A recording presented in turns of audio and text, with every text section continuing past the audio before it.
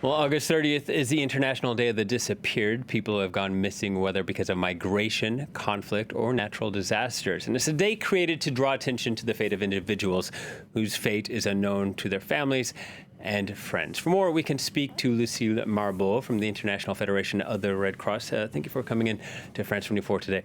I was wondering if you could tell us more about the significance of today.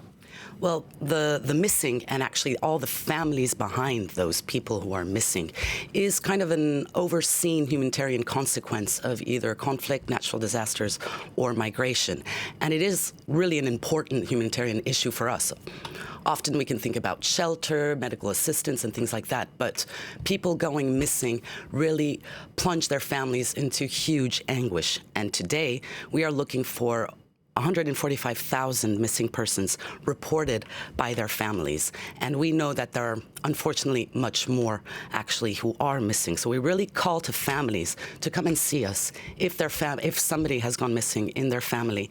And we also call on states also to really remind them of their legal obligations to help these families, because these families have the right to know what has happened to their missing relative.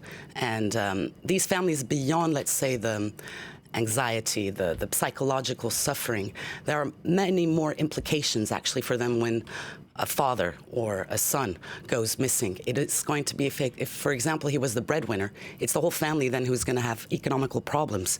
If someone is reported missing for a long time, it's a wife who's never going to be recognized as a widow. There's going to be property then problems. And this is part of the things that also we push forward to the authorities to remind them that, well, there is this moral suffering of these families, but there are much more social, economical also consequences for communities at large, not only the families themselves, which also need to be addressed. What steps are being taken to find these people who have disappeared? Well, in each country, there's a Red Cross and a Red Crescent, and they have officers who are there to help these families. So they can go there and open what we call a tracing request, where they're going to explain when they lost contact with their missing relative, give as much information possible so that we can then go try and locate the person. And fortunately, we do find people. Last year, we located 7,000 people. This year, up to June, 4,400 people. So we eventually do find people sometimes. 4,000 out of the 145,000 reported. Yes, yeah, okay. exactly, yeah. exactly. So this is really a long time search. Usually, this is much more long, of course, for the families who are suffering the absence of their loved ones. So this is something we do on our side, and then we also call, of course, on authorities to do as much possible on their side.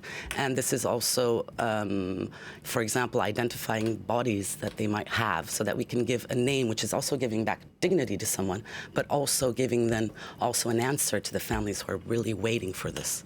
Another thing we do, and this is related really to migration in Europe, is we created a tool in 2013, which is called Trace the Face, which is an online website with photo gallery, and there people advertise actually their search, and they say who they are looking for. So you'll see pictures of women and men saying, I'm looking for my brother, I'm looking for my husband, I'm looking for my children. And today there are 5,500 pictures online of people looking for relatives gone missing going to Europe.